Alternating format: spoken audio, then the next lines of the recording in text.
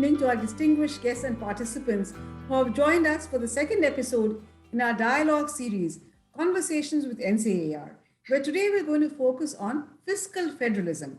Have center state fiscal relations really kept pace with the changing needs of the time? Do they really need a relook at all? Or, in keeping with that old saying, if it ain't broke, don't fix it, should we carry on as before? I'm particularly happy to welcome today Mr. N.K. Singh, Chairman of the 15th Finance Commission, who will be chairing our discussions, as also our esteemed panelists, Dr. Palanivel Thiagarajan, Finance Minister, Tamil Nadu, Mr. Sushil Modi, Member of Parliament, Rajya Sabha from Bihar, former Deputy Chief Minister, Bihar, and also Chairman of the Empowered Committee of State Finance Ministers on GST, and Dr. Thomas Isaac, former Finance Minister of Kerala. But I don't wish to take up any more time in what I'm sure will be an extremely interesting and stimulating discussion on a very fascinating subject. So let me turn the floor over now to you, Mr. Singh, because Mr. Singh has a 360-degree view of an incredibly complex subject. Mr. Singh. So I think you're muted. Thank you very much, Mythili. It's a pleasure for me to be here on a subject to some extent on which I have extensively spoken, extensively written, and so on. But this is an evergreen subject because I think that the interest in the broader issues of center-state relations only get triggered with more and more complexities coming to the forefront. I have the privilege of having three very distinguished panelists or commentators, two of whom I know, particularly, Sushil Modi, with whom in multiple capacities we have worked together, we have interacted in many, many ways, and he's one of the most knowledgeable people on the area of public finance, and now is making an enormously rich contribution to the deliberations of the upper house, where I was privileged to be a member for 6 years. And you may not be knowing, Mythili, that Mr. Modi was recently appointed or elected as a chairman of the Parliamentary Standing Committee on Legal and Legal Affairs, personnel, and some of these subjects, some of which are germane also to the subject, which is under consideration. And of course, with Mr. Thomas, in my capacity as the chairman of the Finance Commission, I've interacted with him. I've always valued his understanding, and notwithstanding the fact that ideologically, understandably, he has some views, but I found him very, very open to reason and to persuasion. And in the deliberations of the GST Council, which I had the privilege to address GST Council, I found in Mr. Thomas an exceedingly informed and a reasoned person making his interventions. To the distinguished Finance Minister of Tamil Nadu, about whom I have read, but I haven't had the privilege of a close interaction, I look forward to his participation as well. So I think that what I propose to do is that I propose to make a few opening observations, and then I'm going to request the panelists to make their comments thereafter, and then take it as the discussion evolves. So this broad issue of fiscal federalism and seeking, the whole issue of fiscal federalism, as I think and look back, is riddled with what I call 3 C's: complex, contradictory, and confusing. Why complex? It's complex because it is integral to the Constitution of India. Its linkages are found in different chapters and segments of our Constitution, particularly the chapter on the framework, chapters on finance, and the chapter on functions. So I think that it is no doubt a complex one which straddles the Indian Constitution in multiple ways. It is confusing because to give a few examples of why it is confusing. It's confusing, like, for instance, the ambit or some of this has not been very, very carefully defined or articulated in the Constitution. Take, for example, the application of Article 293(3) of the Constitution, which really prescribes the borrowing limits and the fiscal limits for state governments to contract public debt. Now, whereas the Constitution does provide that how much the state governments can borrow, not the quantum, but the procedure that prior permission of the central government is needed, as long as they owe in one form or the other anything to the central government whatsoever. And therefore, there is a very high discretionary component in the application of Article 293(3). And that discretionary component lends itself to a lack of predictability and certainty.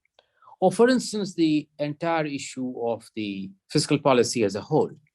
Now, having chaired the last Fiscal Responsibility Management Act committee, which was accepted by Parliament in 2017, I can say that the whole issue of fiscal policy becomes relevant because the external investors, internal investors, and entire framework of macroeconomic policies are contingent on the policies of the general government, which means the center and the states.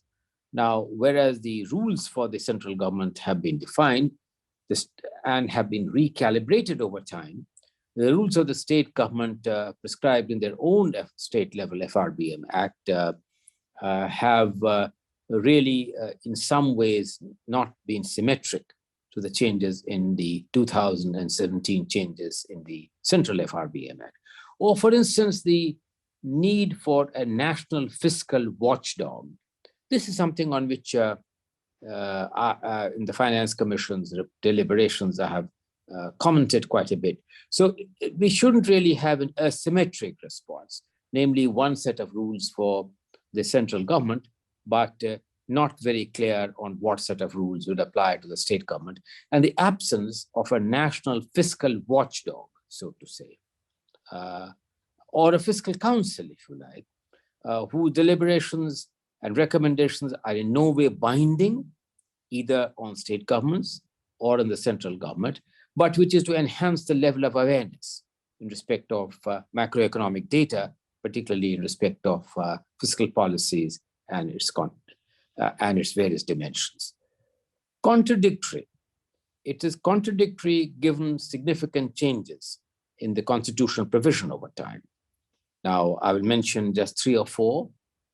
For instance, the 7th schedule of the Constitution, which we are all aware of. It was the 7th schedule had demarcated the functions in the 3 categories of the central government, the state government, and the concurrent list with clear demarcations. But the application of Article 282 of the Constitution, under which a whole gamut of centrally sponsored schemes have been taken up over successive decades in areas which, in the strict reading of the 7th schedule, will lie in the domain of the states. So how does one reconcile the application and the malleability of Article 282 with the provisions contained in the 7th schedule? This is an area on which it is an ongoing debate, and I have some views on which I'd be happy to comment as the debate proceeds further. Second, I will mention the fact that the constitutional change, Constitutional Amendment 80, enacted in 2000, which broadened the definition of the divisible pool. I think that all the panelists would be aware, and also you, Mythili, that from the inception of the first Finance Commission, the shareable formula with the states was some taxes were shareable, others were not, began with excise and income tax, then categories of income.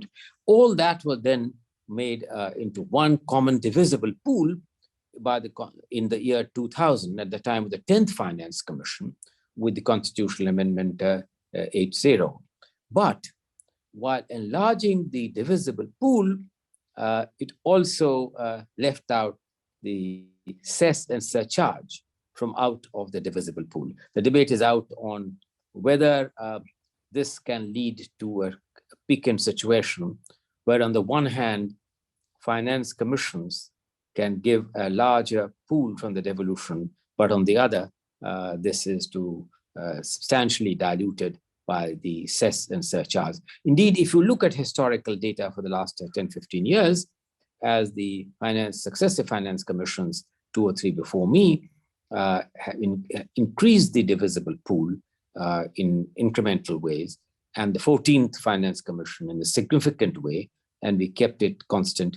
The contribution of cess and surcharge in the divisible pool has gone up rather significantly. So this whole issue, which I faced when I visited all the states, was that what do you do about cess and surcharge? Now, no finance commission can do anything about it. It will require a constitutional amendment in respect of cess and surcharge, on which we need to generate a greater public opinion and awareness, and the extent to which this could undercut the recommendations or awards of any finance commission.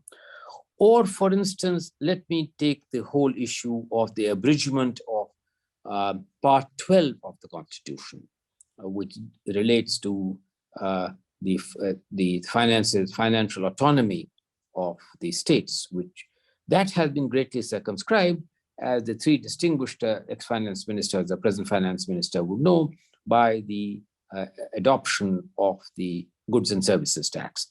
But more than the goods and services tax, the issue of the working of the GST Council. I raise this for 3 reasons. First and foremost, I raise it for the reason that in 2017, the central government agreed by an act of parliament, embedded in a constitutional change, a guaranteed 14% return to state governments on taxes, which was then described as a grand bargain. Now, I have serious doubts on whether this 14% should have been really the figure, but that's all in the past now.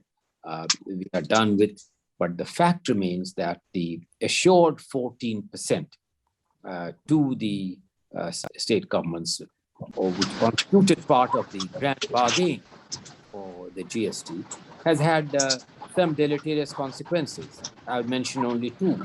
One is led, in my view, in many state governments, a degree of complacency on the part of the state government's own machinery for tax and tax collections, and the alacrity with which they had functioned prior to this 14% assurance was to some extent had got whittled down by this 14%. The second complex issue was that this was in no way, the 14% was in no way, any way linked to the rate of growth of the GDP.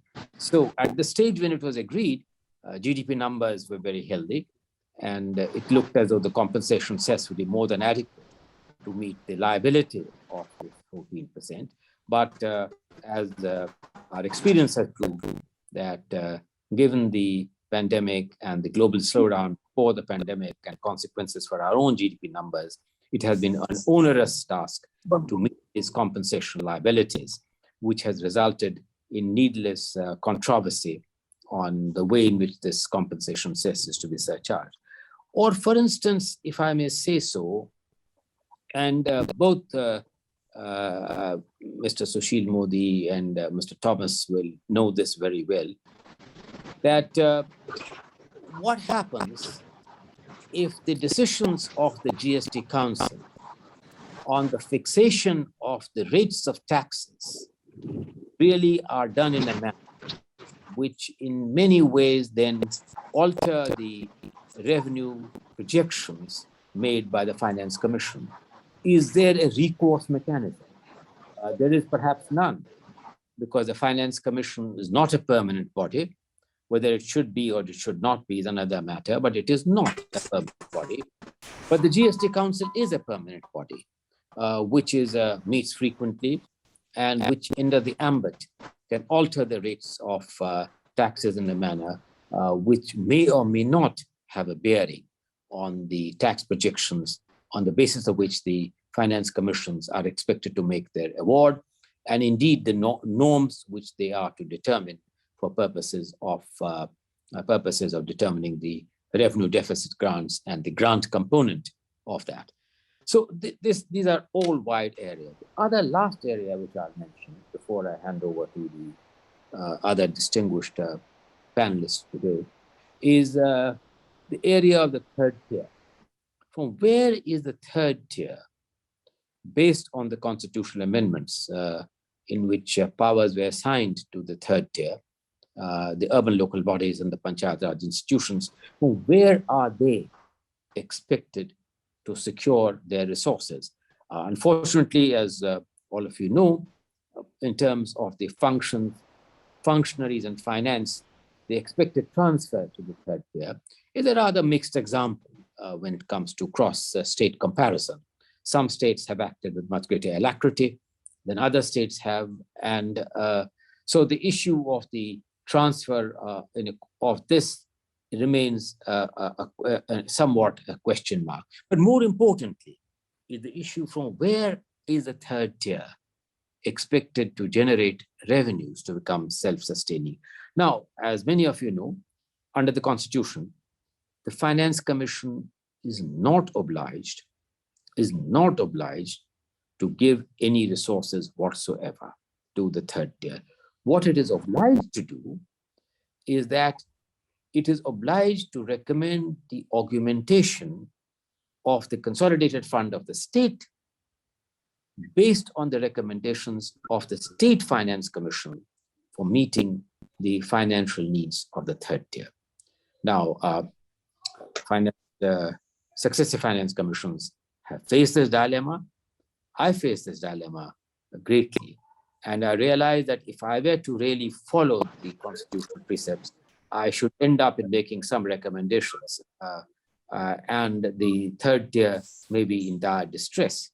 But so I did make, and which was accepted by government, a 40% increase on the grants to the third tier over my predecessor commission, which is a very substantial sum of close to 5 lakh crores over the period of the award of this 15th Finance Commission, which, as you know, spans 6 years instead of the normal 5 years or so. But as we go forward, this is clearly not a sustainable situation.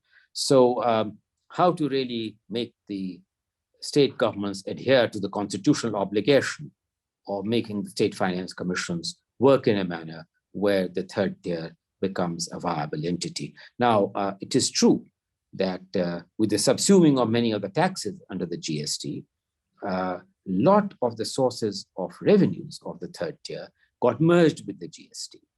So the third tier have often now struggled to find new sources of revenue, which has proved problematic. We have made some far-reaching recommendations in regard to property taxes, which can be one abiding source of revenue for the third tier as a whole. So these are some of the complex issues which we face in regard to the federal structure of the country. They are, as I said, complex, confusing, and contradictory. And these are issues in public domain on which the last word has yet to be said. This, in addition to many other issues I could raise, but I have a very distinguished set of panelists with me today. I would like to hear them for their initial comments, and thereafter either I could ask questions or interject, or in any way some questions do come up from those who have logged in. We can address them either by the panelists or perhaps making me make some comment. So with these words, I want to thank the NCAER for this opportunity to talk and air some views on the complexities of federal finance and the overall model of the fiscal federalism as has evolved in the last 74 years or so. These may not be the only challenges. There are other important challenges which I have not had time to address, but I would like to certainly hear the distinguished panelists. So with this, can I first request Mr. Thomas, if you could perhaps make some observations. Very well. I must confess my discomfort. As you said, you come from a very different ideological position. Now, if you look at the past 75 years, what is the main trend? The trend has been encroachment, increasing encroachment into the state's fiscal space, both in terms of raising revenue as well as choice of expenditure. Now, this expenditure, let me now give one example how ridiculous, obscene level this has gone to. We are still not out of COVID. I have the honorable chairman, I hope you will inquire. What is the investment of the state governments in the 14-day intermediate treasury bills, ITBs? No, it's 2 lakh crores. And the longer duration things, it would come to another 40,000 crores. So 2.5 lakh crores of money is invested there. Why? Is it that people are hungry, they don't have wherewithal for healthcare? It is miserable time here. Absolute decline in consumption, increase in poverty, unemployment, and you have a situation where 2.5 lakh crores is tied up in treasury bills simply because there is an FRBM Act which says you cannot spend the borrowed money on revenue expenditure. This has been internalized so much by the states. They would borrow, then invest in these treasury bills, hardly earning 5% interest. Rather spending for the people. This is what I said. See, the whole trend has been total irrational abridgment of the right to raise revenues or expenditure. And now the burden of your presentation, I'm afraid, please don't get offended. You want to say legalize. Now a system has evolved which has abridged state rights. Now we want to visit the constitutional provisions to make it in consonance with what has been done. See, I would like to go the opposite way. My position would be how to roll back this abridgment, encroachment of the state rights. Starting point would be the fiscal federalism. That as much greater financial fiscal space must be provided for each state to pursue its development goals. Let me put, and I will stop. A state like Kerala, we would like to choose a development path where we invest in human resources, etc. And therefore, we can never hope to have revenue surplus. We'll be revenue deficit because this is the investment path we have chosen. Now, do you want to constrain us, penalize us for that? So now, if we aspire to have a Nordic country kind of social status for our people, we are much better placed in providing them with, say, basic needs. We want to improve it further. That to me, this can be financed only if you have a much higher tax GDP ratio. I mean, what is the tax GDP ratio of Nordic countries and what is the tax GDP ratio of India? So what I'm saying is, it has come to such a pass that the aspirations any kind of fiscal autonomy of an development path is being denied. I think I am exercised about this. This is the issue that has to be brought in, how to have some federal flexibility in the GST so that a state wants to mobilize more resources is permitted to do. There is nothing that would inhibit, have an implication for interstate trade or central government revenues if SGST is allowed, permitted to be tweaked by 1% up or down as in the bad times. This is the question. This is the challenge.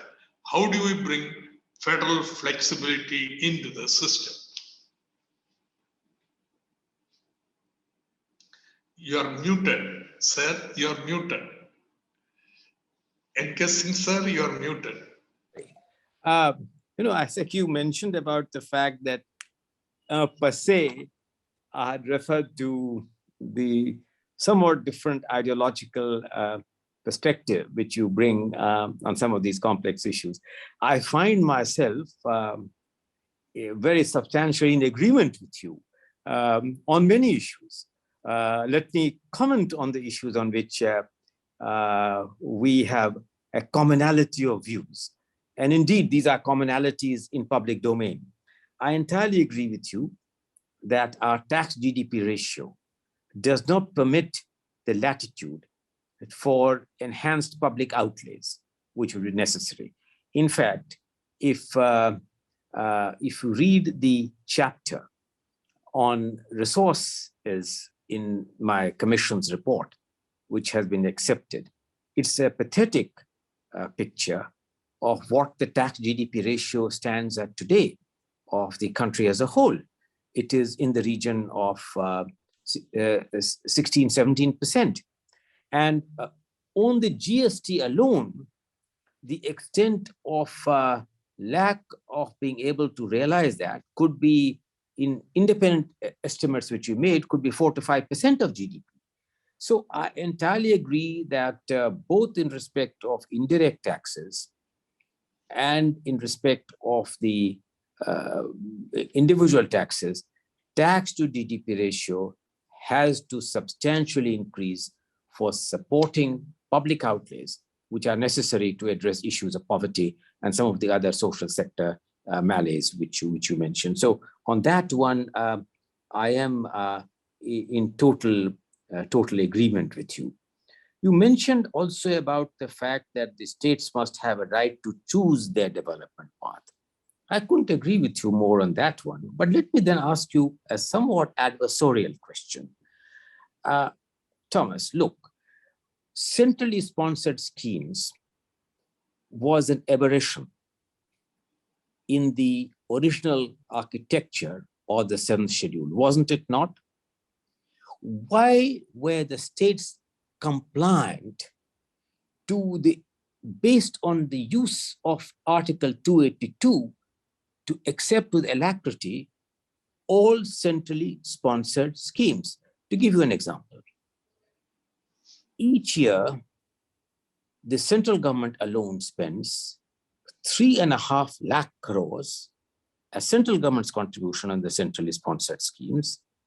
State governments also spend an equal amount.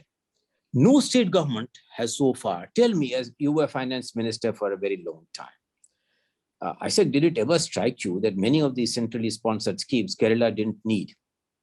What it needed was a bouquet of choice, which were better suited for Kerala's needs. But how did any of the states walk out of any of the centrally sponsored schemes, even though they were pertaining to subjects which under the 7th schedule were entirely in the domain of states? So very frankly, I have written in the Finance Commission's report the need for a very deep rationalization of the centrally sponsored schemes, which forecloses large finances of the state and the central government. So there is some, and they have accepted, and a serious exercise apparently is underway. You mentioned about the borrowing limits prescribed under the FRBM Act. I have some sympathy for that. Let me say, I did mention at my first point, Article 293(3) of the Constitution, if you would have heard me, that the asymmetry in the application of Article 293(3), but it was the states which enacted voluntarily their own FRBM Acts. It is not the central government's FRBM Act, but based on the recommendations of the 11th Finance Commission, on which the enactment of the state FRBM Act was a precondition for a debt rescheduling. And you, being such an old hand, would know that all state governments, the only ones which were a bit laggard was West Bengal and Sikkim, took their own time to do that. But the state governments are governed by their own FRBM Act. They are not governed by a central FRBM Act. But recognizing the need for latitude, we, in our Finance Commission's recommendation, made two important changes. Three, I would say.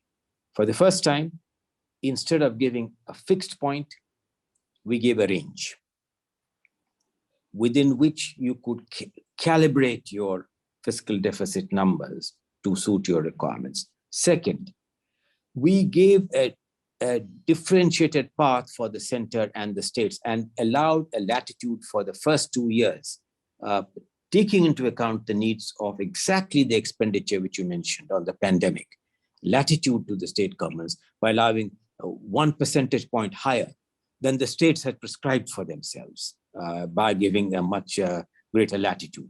But I agree that as we go forward, what kind of an FRBM should we have, which is best designed to allow flexibility on respect of borrowing, consistent with, no doubt, the macroeconomic framework, which is central. Because you have read the Constitution very well. I was looking at the origins of this 293(3). And if you remember the famous debate between the Hridayanaran Kunjuru speaking on this subject during the debates of the Constituent Assembly, and suggesting that a fixed borrowing limit be determined for the central and the states. And it was others who argued that they could not imagine of a government which would not prescribe a borrowing limit and which would allow, for instance, the mines, the forests, the natural resources to be foreclosed for purposes of borrowing. So if one looks at it, I agree on the need for flexibility, but I will say that the necessity to have an FRBM framework suited to the contemporary challenges is an issue on which public debate is still to be finally settled. So these are some of the issues, and I thought that I'll make some comments before I request your colleague, valuable Sushil Modi, with whom you share such a personal bond. Sushil ji, would you like to come in at this stage? Ji, namaskar. Yes, namaskar N.K. Singh ji, Mr. Isaac, and other friends. First of all, there is a problem of connectivity because I'm traveling in the interior parts of Bihar. So there may be some problem of connectivity, and I could not hear the entire speech of Mr. N.K. Singh and Thomas Isaac, but I've heard most part of the speech. Dr. N.K. Singh, first of all, I would like to concentrate myself on the functioning of the GST concept.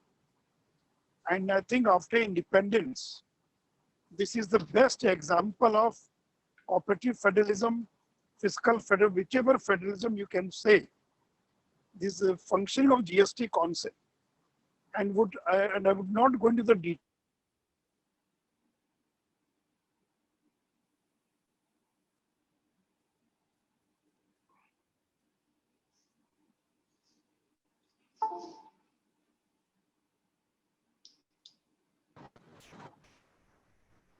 Sushil ji, Yes. Yes. तो थोड़ा सा फिर से Now you can hear me? हाँ, I can hear you. Yes. तो मैं ये कह रहा था कि the functioning of the GST Council, and I would like to clear 2-3 things, because every time I read articles or any deliberation which they say, that the fiscal autonomy of the states has been compromised because of GST. So I would like to make it clear that it is not only the fiscal autonomy of the state governments, but even the fiscal autonomy of the union government has also been compromised because of GST. So it was give and take, because earlier you all know that the central excise duty that was levied by the central government, that were decided by the union government, and now most part of the indirect tax, especially the service tax part and the excise duty part, is not being decided by the union government itself. Now it is the state governments as well as the union government, both of them together, they decide even the CGST rates. So this is a very important point. Uh, so it is not only the state governments. So both have surrendered to some extent their sovereignty to decide the tax rates. Number one. Number two, in this GST council, in the last 5 years, 4.5 years, each and every decision has been taken unanimously. And Mr. N.K. Singh, you must be knowing how difficult it was to bring all the state governments. There was CPM, there was TMC, there was BJP, Congress, so many different state governments, and then enact this GST Amendment Act. So this was the most difficult part. And for the last 4.5 years, each and every decision in the GST Council was an unanimous decision. Only one decision that Mr. Isaac is sitting there, only on his insistence, that also on an issue of a lottery, that there was a voting in the GST Council. Apart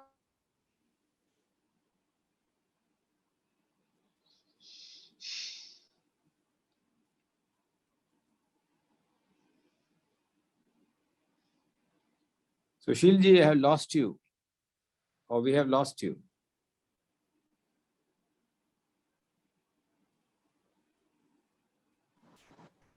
Hello. Yes, Again there. I know. So, yes, Mr. N, what I was telling that, यानी GST council में आज तक जितने निर्णय हुए, so the entire GST council, all the decisions were unanimous decisions, and I think in the future also, all the decisions will be taken unanimously. Number two, as you were talking about the compensation, Mr. Isaac is sitting there, he must be also knowing that prior to GST, what was the growth rate of the state VAT in the states? What is the growth rate of the VAT in the states? I don't think there is any state in this country which had a 14% growth rate during pre-GST in the VAT regime.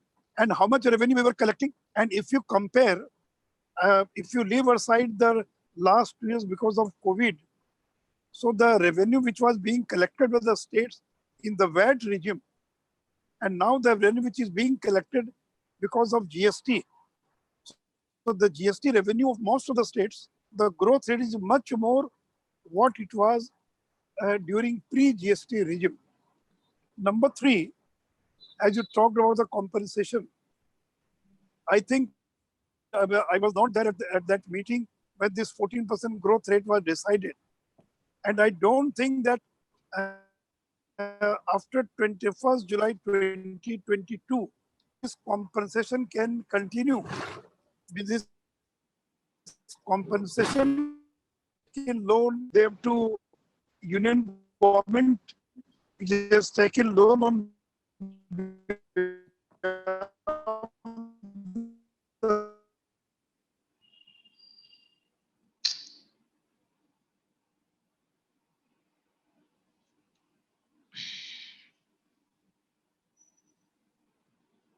Sushil ji, I think his connectivity of Sushil ji is very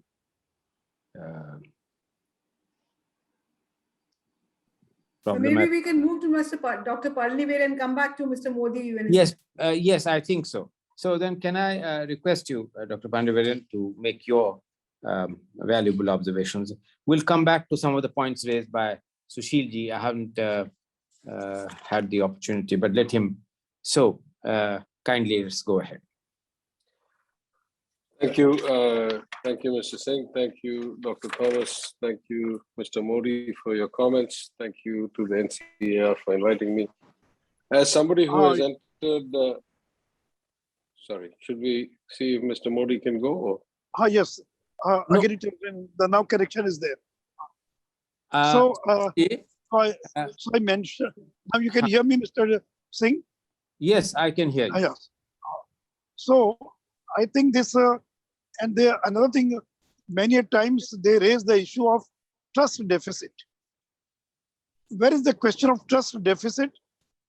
When the union government, if it is a Congress rule, if it is Congress at the center, Congress at the center, then the Congress ruled states, they will never.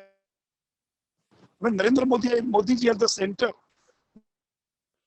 BJP ruled states will raise the issue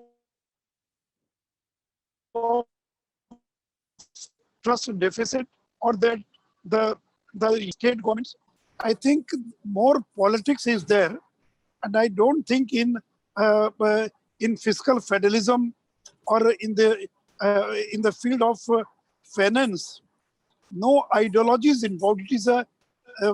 It is the most secular thing, I think, because it has nothing to do with any ideology. But as Mr. Singh has mentioned about centrally sponsored schemes, there must be legislation of centrally sponsored schemes, because most of the time the union government, they take a decision, they launch a scheme without taking the state governments into confidence. So either it is whichever party is in power. So these issues don't have any ideological connection. These are the practical things. And still, the liquor is there with the states, petrol, diesel is with the states, transport is with the state, stamp duty is with the states. So most part of the revenue is still with the states. It is only GST. So I don't think there is a question. So still there are some issues like legislation of centrally sponsored schemes. And as you mentioned about FRBM Act, I think only 2 states were there in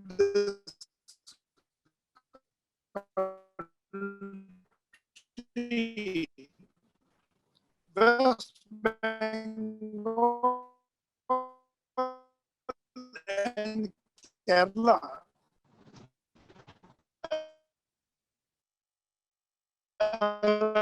Which didn't implemented FRBM Act. And I must say that because of, if they've improved growth at more than 10% for the last 9, so FRBM Act in financing the state. So these are the 2-3 points which I would like to mention. Or so these are the 2-3 points I mentioned. That's all. Thank you. Thank you very much, Sushil ji. Thank you for having spared your valuable time, even though your connection seems to be somewhat uncertain. And nobody can, I mean, I have written about it that the GST Council is really a very notable example of working cooperative fiscal federalism, and the concept of pooled sovereignty is one of the ones which of which this is a unique example.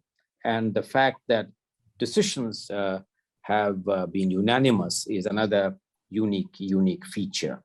I think that yes, there can be no doubt that in the concept of pooled sovereignty, both the center and the state governments have pooled their sovereignty in purpose of the larger good. And I think this is still in a very nascent stage, the GST Council, and a lot of expectations are there on how this council is going to show an example to working federalism in multiple ways.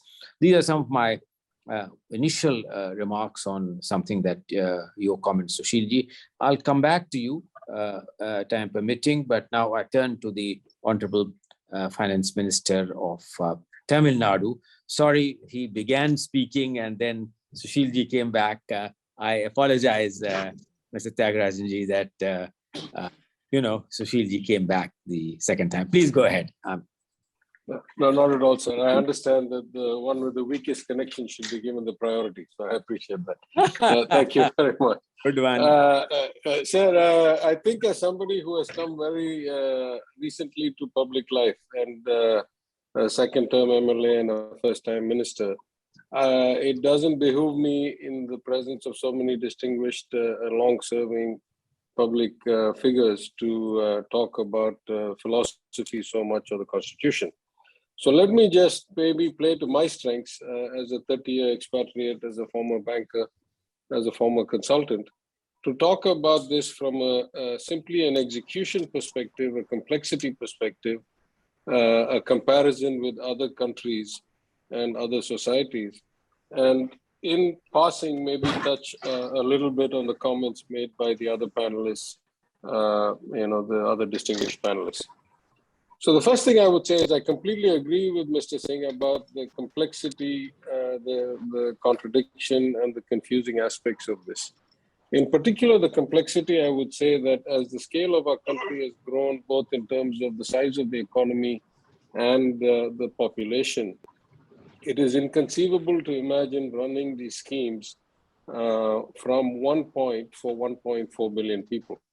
And why I say that is if you look all around the world, if you look at, avowedly capitalist United States of America, or distinctly through identity communist People's Republic of China, the devolution of powers from financial powers to administrative powers to states, districts, cities, panchayats is much, much higher. And, of course, that's true of most small Western European countries like Switzerland or Scandinavia, but that's not the right comparison for us. The right comparison for us is countries of hundreds of million or billion plus people. And if you look at either extreme, from regulation to banking licenses, to police, to taxation of direct income, many of these things reside at multiple levels. I'll just give two examples. In the United States, direct taxation happens at the federal level, at the state level, sometimes at the county level, in many cases at the city level.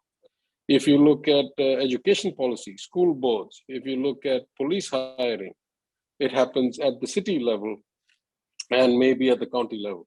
If you look at sales tax, that happens at the city level, at the county level, at the state level, so forth. And if you look, let's say, at the other extreme, at China, as a former banker, you cannot get a pan-China banking license. You have to get a province-by-province banking license. The police is controlled by the city. The industrial permits are granted by the city, or at best the province. The labor laws vary. The export rules vary. All of this varies. So in that sense, I would say that we are very unique in the world in terms of how much centralization of or homogenization of policy and decision-making there is compared to any other large country. The additional complexity as far as India is concerned is, though we are a fungible federal country, in fact, we find that the movement of people is not as smooth and efficient as it should be for various reasons. So if you take, again, examples around the world, in the US, you find that the richer, more growth-oriented and more larger economy states have the greater part of the population, whether it's a California or a New York or a Texas. If you look at the relatively poorer, lower economy, lower growth states like the Heartland or the Montanas and the North Dakotas, they have very small populations and very small economies. If you look at China, because of immense migration, you find the coastal provinces where all the export activity and the manufacturing hub of the world resides is heavily densely populated and the hinterland is not. What that does is it makes the kind of transfers, both federal, financial transfers as well as kind of administrative transfers, a lot easier when you have the mass of people and the mass of economic activity in the same place. We are a unique country where we have a disparity in that. The mass of the people are often in the poorest and lowest growth and lowest size economies, at least on a per capita basis. We also have a very unique situation, just as an observation, that almost all of the direct taxation power resides with the union. And before GST, much of the indirect taxation, but after GST, some portion of the indirect taxation resides with the union. Mr. Modi ji had explained about alcohol and other things. Of course, there's still some taxation left. But because there's such a philosophical difference in the nature of direct taxation, which inherently all over the world is progressive and can easily be designed to be progressive because we identify who we're taking it from, as opposed to indirect taxation, which is inherently regressive because point of sales taxes cannot be calibrated that easily, at least in a large multi-state economy, then we have this imbalance not just in the proportion of taxation, but in the nature of taxation, that progressive taxes lie with the union almost exclusively, and only indirect and regressive taxes lie with the people. We also have this concern, which I think many people talked about, which is what percentage of the taxes are collected in cesses and surcharges that are not, into the divisible pool. What percentage of the transfers between the union and the states happen in share of taxes as opposed to in grants and schemes, and that has skewed greatly away in conjunction with the shifting of almost 23% of all union revenues into surcharges and cesses. And therefore, what is the extent of the total spending on, kind of centrally sponsored schemes that include well into the state subject list, which last year, the union government's website shows something north of 5 lakh crores was in direct benefit transfers in various forms to the states.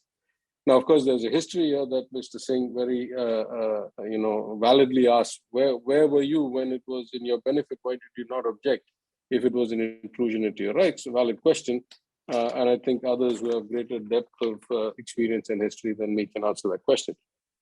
But if you put all of this together, what I remarked, though Mr. Singh may not remember or may not have read, what I remarked at the hearing held in Tamil Nadu with the 15th Finance Commission, I said the general nature of transfers in a federal society away from the higher per capita tax-paying states to the lower ones should result in a balancing of the economy, should result in a balancing of the quality of life. In most countries, that's true. At least if you take a 10 or 20 or 30-year horizon, you will find that in Europe, the transfers from the Germanys, Frances of the world to the Portugals, Greeces, Italys of the world resulted in a balancing of the quality of life and the economic activity and per capita statistics. In the US, that is true. In China, that is true. But in India, after having so many finance commissions, we find the gap not only doesn't close, but keeps widening.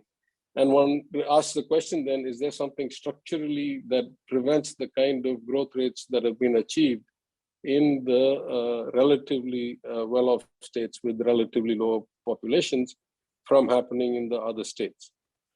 So I think, just from an operational perspective, just from a practical execution perspective, these are some of the issues I see. I have not considered any politics in this. I'm not talking about party A or party B.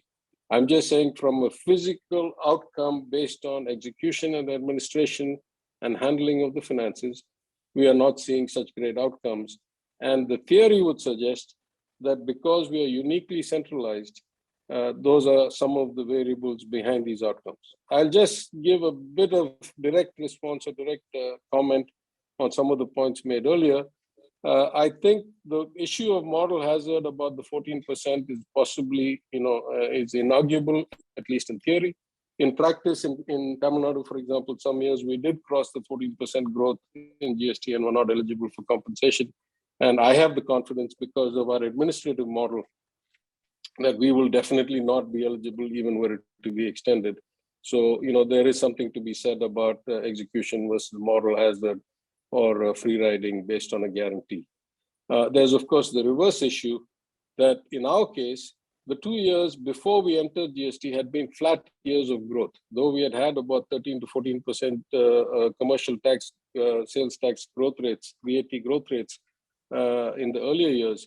Due to some unique circumstances and issues with political leadership, the years 15, 16, 16, 17 had seen almost flat commercial tax numbers. So when we went into the regime, the 14% model actually was not going to be very meaningful for us because of the starting point having been already a low base. We were going to cross that. So in some instances, that's also true. Now, I, as both a member of the GST Council and then recently been nominated by the Honorable Union Finance Minister to the Standing Committee on Reforms, I would say that the design can be argued both ways. Yes, in some sense, everybody has given up some autonomy. But in practice, based on the nature of the voting share, as well as the one state, one vote, it is very, very clear that most of the time the union gets what the union wants. And though other states raise objections, they don't really have, what the model predicts they should have. And in fact, I would say that there is a lot of room for improvement, but much of that improvement can be done by us. If I was to put all of this together, I say in one last line, the model is important, the philosophy is important, the politics is important, but above all else, the actual implementation, the execution, the physical kind of outcome is the most important.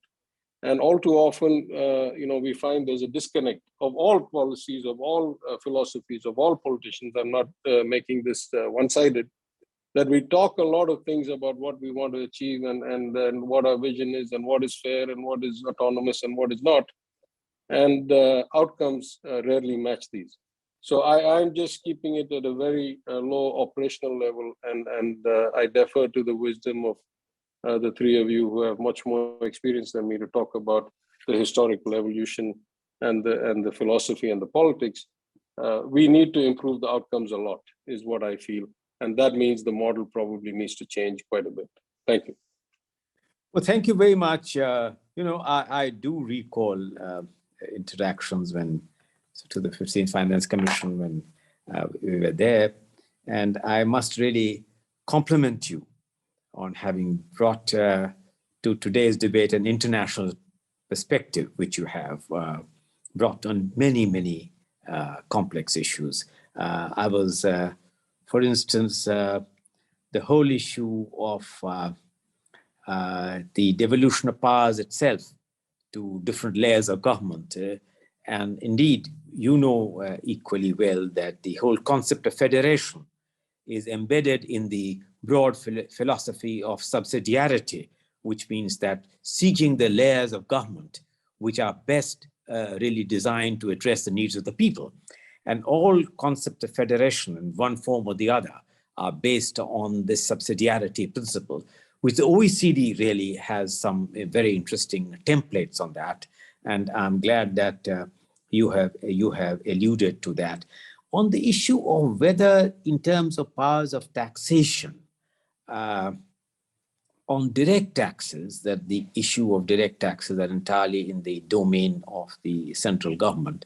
This is an issue, very frankly, I myself did examine this in the context of the Finance Commission itself, and I'd be quite happy to share some of the analysis on the ambit to which we could have gone.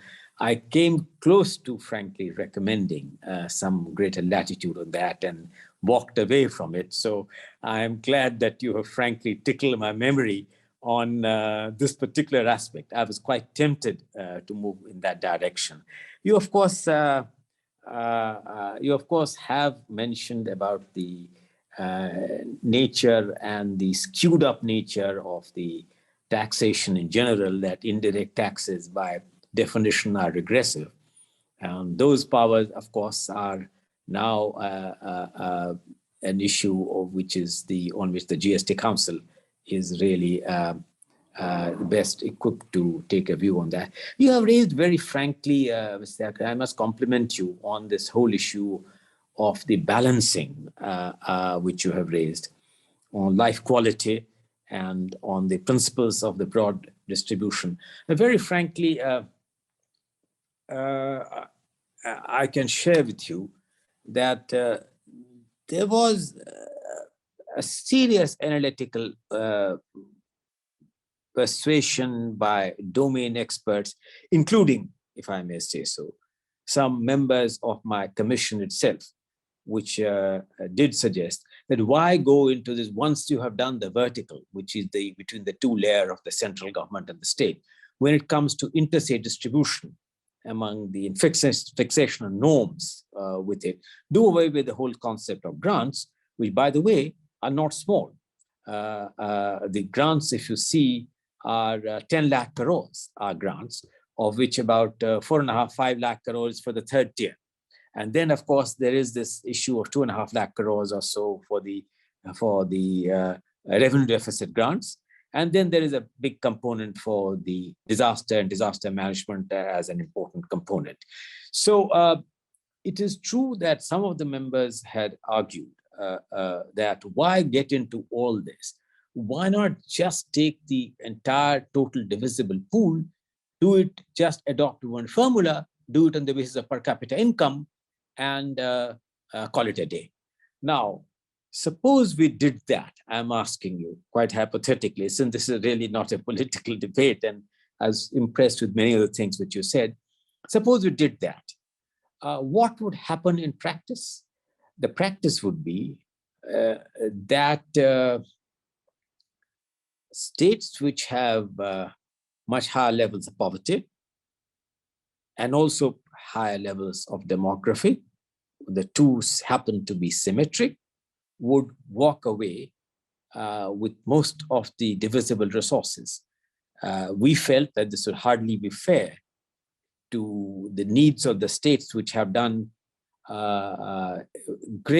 achieved great efficiency in demographic management. In fact, one complex issue on which Mr. Thomas and I recall still had the discussions we had, I had with him in Kerala, is what census data shall we use? This was the initial debate, you recall, that with which the Finance Commission began, that after 40 years, we were the first Finance Commission, after 40 years, to be asked to use the census data of 2011, which is also a bit behind time because we should be using the more contemporary census data. And I'm sure the 16th Finance Commission would use that more contemporary data. But so this whole issue that how do you balance the issue of better demographic management and rewarding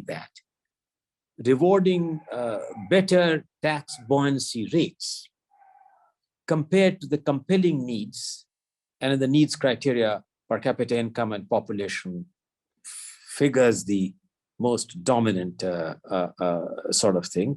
And of course, we did add the needs of some states which have a large geographical area and some states which have a higher forest area. So suppose I were to ask you as a third party that would you consider a better normative fix than balancing, or in a better way, the issues of efficiency, the issues of needs, and the issue of equity? Now, you know, one point on which I recall, I think that Isaac, your memory is very good. So you will recall that a very candid reply which you gave me was when you told me that, oh, of course, if on the basis of equity principles, you want to do X, Y, and Z, as a good socialist, you can hardly object to that particular thing. So anyway, so what we have sought to do, and you can disagree with the formulation, is you have brought this issue, Thiagarajan, I must compliment you on, should you have a somewhat different normative framework than this framework of seeking to balance between these three broad parameters of efficiency, equity, and needs. And we can have a larger debate, but I think you have brought out some very, very important part. You have also mentioned about cess and surcharge and the whole issue of whether they should or they should not form part of the deficit grants. In fact, one of the questions which have been asked to me, and I'm going to take that up. First, let me suggest to you whether you want to ask any question to any of the panelists? Or Sushilji, do you want to ask any question to the other two fellow panelists? Isaac, do you want to ask any question to other two panelists? Or should I take up some of the questions which have come from the participants? So first call to Isaac.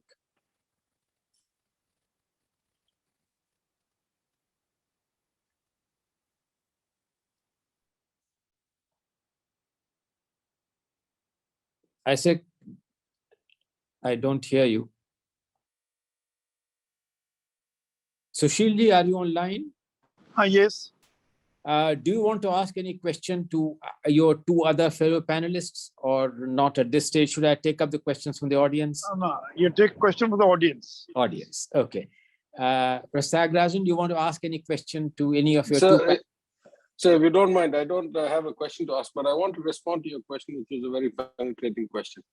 Of course, at a philosophical level, as a good socialist myself, I am also for redistribution. That is the job of government, at least one of the key jobs of government.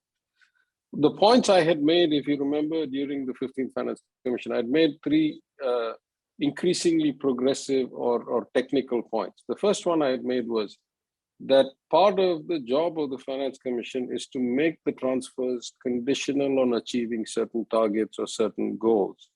And that if that was the basis of trying to get more of equity at the end of the game, then we had not been very good at it as a country for the last 4 or 5 Finance Commissions. And I had suggested maybe instead of waiting for final stage outcomes like per capita income, we should look for proven intermediate stage outcomes like percentage of girls below the age of 15 enrolled in schools, or percentage of women who have access to primary health care in the rural villages. These are relatively well-proven intermediate stages. And if you were to reward those kinds of behaviors, maybe in the longer term, those would basically have some greater likelihood of bringing out a leveling. The second point I had made in the response there, which is again a very complex situation, is that nowhere in this calculation have we looked at the input relative to the output. And maybe there are some ways we can look at putting ceilings and floors in terms of, from the state as an aggregate in and out, as a way of also providing some equity, because the transition had been, for example, in Tamil Nadu, from roughly the percentage of our population as the share of our devolution, all the way down to about 60% or so, and it was unidirectional over 50 years or whatever, not 25 years. The third point, which was the most technical point as a former derivative trader, I had suggested that maybe you should have interim measurement variables and interim allocations, that you reset your allocations every year rather than for 5 years, because the ability to predict outcomes for 5 years forward for the union government plus 32 states is incomplete at best in most of our systems, especially because we have things like pandemics that show up in the middle. And so rather than having fixed awards, now I understand that operationally there's great complexity in this and that you'd need probably Wall Street level computer systems, but and data collection systems. But those were the 3 points. So there is no easy answer to your question, which is a profound question. You have to break it down into smaller pieces and look for smaller technical or quantitative answers, is the only point I'd like to make here. I have no other questions. Thanks, Mr. I think these are all three very outstanding points, and I think each one deserves response on its own. If you were fiscal romantic, federal fiscal romantic, if I put it to you that way, if you were, and by the way, Isaac is one, whether he likes it or not, I view him as a federal romantic in many ways, with no pejorative connotation. Then you would turn around to me and say, look, under the Constitution, whatever you decide is by divisible, out of the divisible pool, you want to give to the horizontal, right? After having set aside the stuff that you have given to the union, whatever is my share. After that, that share is my right. Who are you to prescribe conditions of any kind whatsoever. And by the way, I toyed with this idea of what you are saying. I hadn't forgotten what you had mentioned. And I got some very robust legal opinion, including from the current Attorney General, senior as he is and eminent as he is, to say that no, you can only prescribe conditions on grants.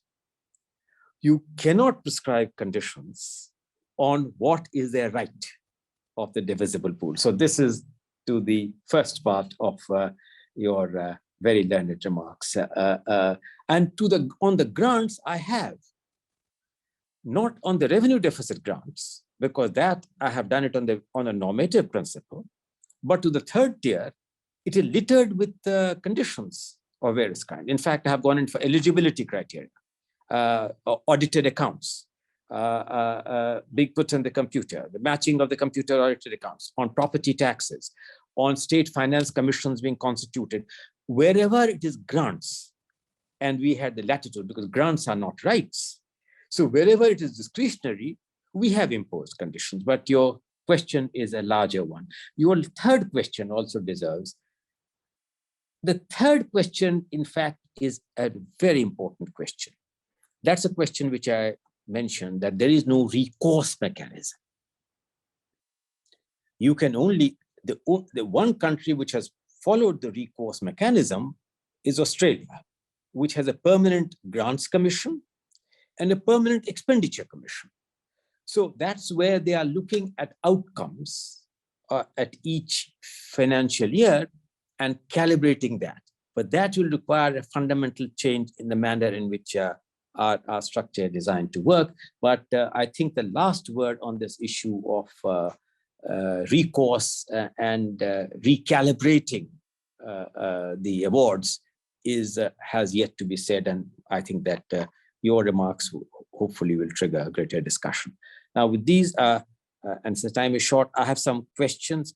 Lata from CNBC TV 18 has asked the question of whether time has come for a constitutional amendment to bring cess within the divisible pool. So let me first request Sushil Modi ji for his response.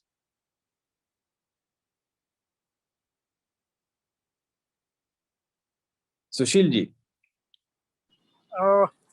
I think some part of cess, not the entire cess.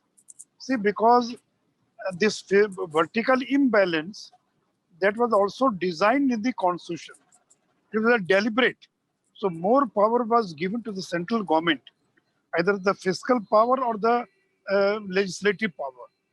So, but I feel that some part of cess, not the entire cess. So we have to work out some kind of formula.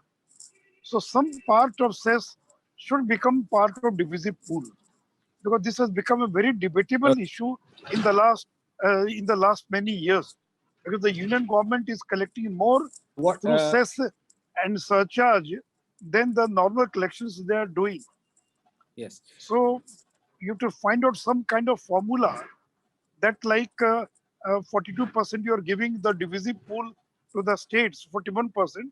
In same way, some part of cess should also become a part of divisive pool. Thank you. Isaac, is that your view too?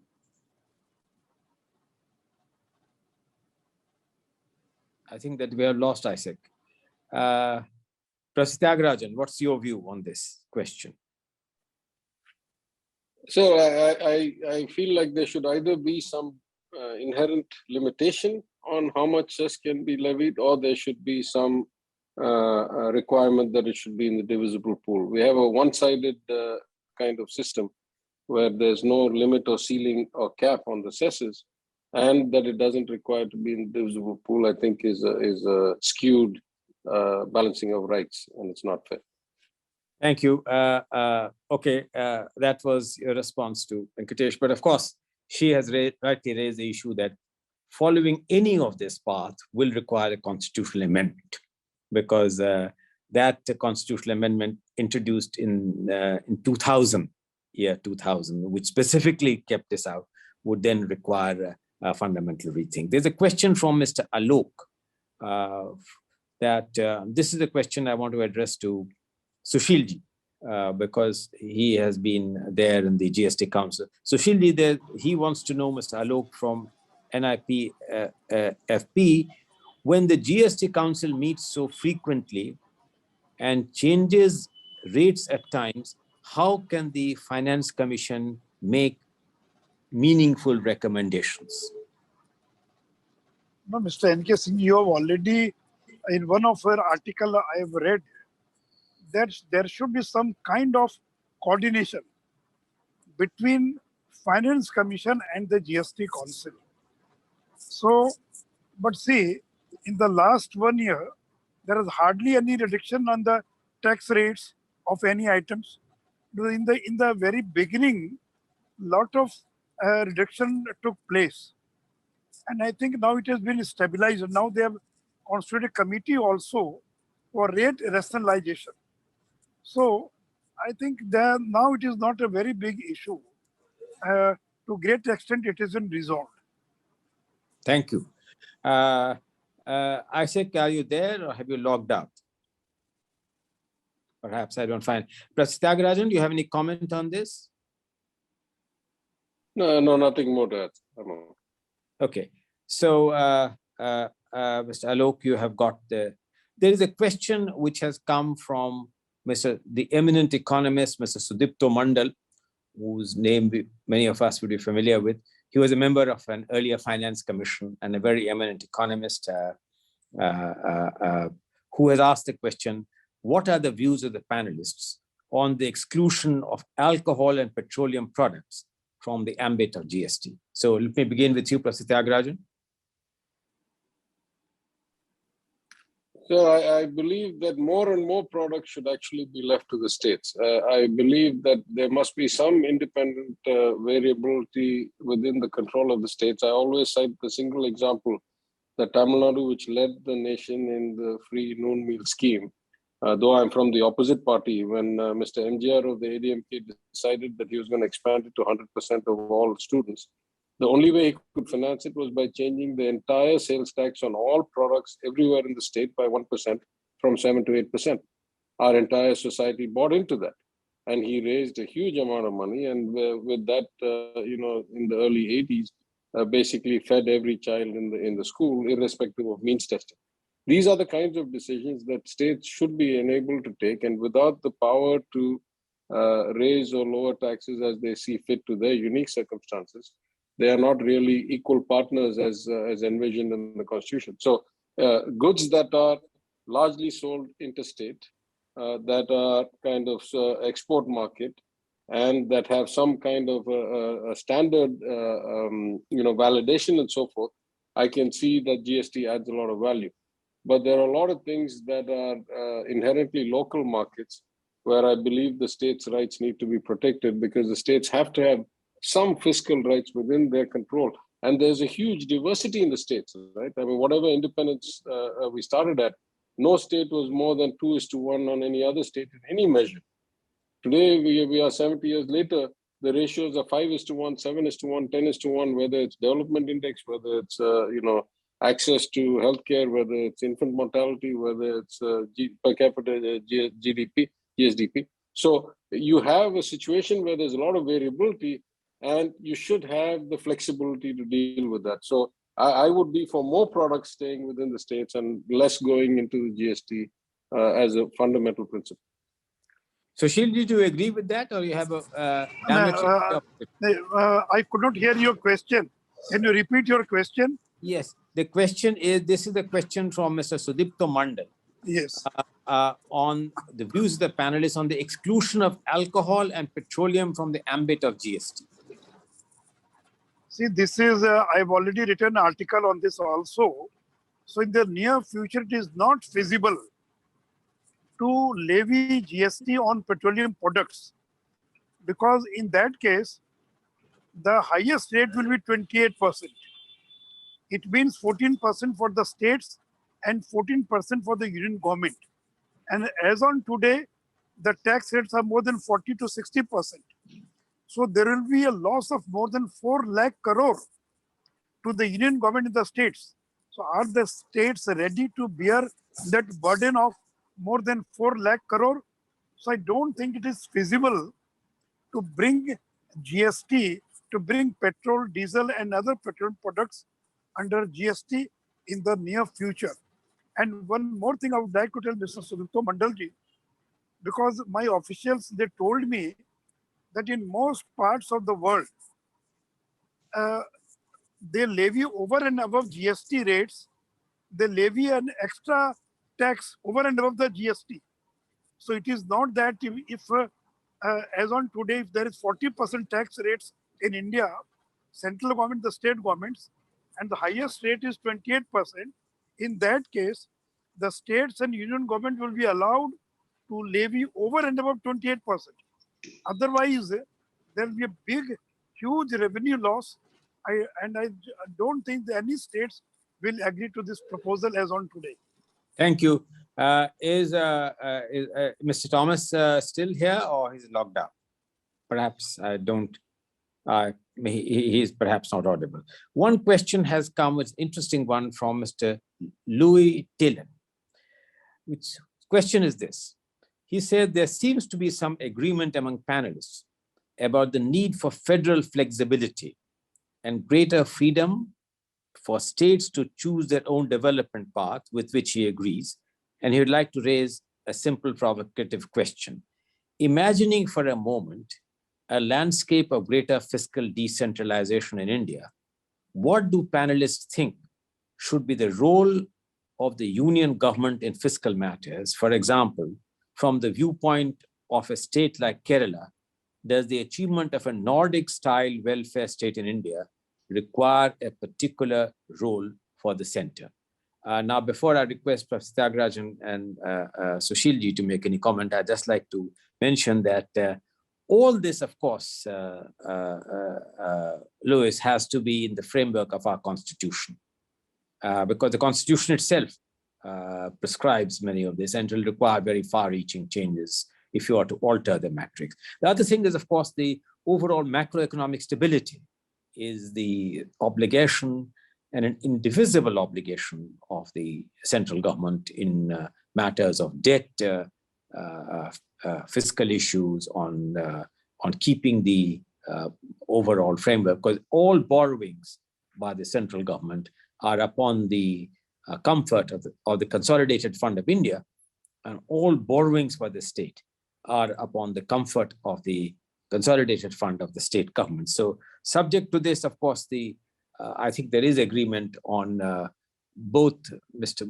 Modi and Mr. Thiagarajan felt that the nature of the centrally sponsored schemes need to be calibrated and designed to suit the needs of the individual state government by providing a bouquet of choice instead of a fixed set of schemes. But Professor Thiagarajan, do you want to add anything to this in response to this question?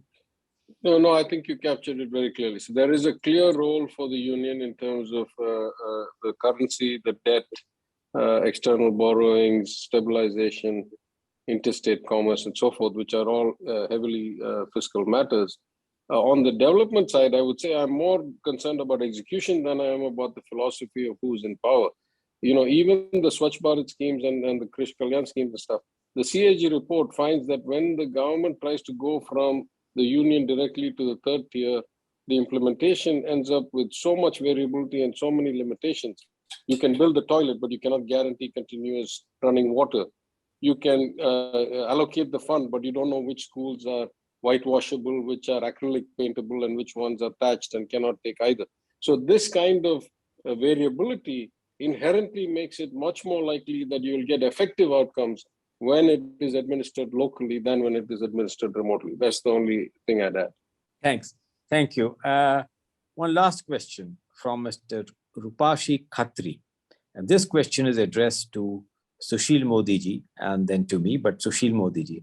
Could you provide some examples based on your personal experience where centrally sponsored schemes did not coordinate with grassroots ideology or experience of an implementing state, thus creating an adverse, less than ideal impact in growth and development of the state. Sushilji.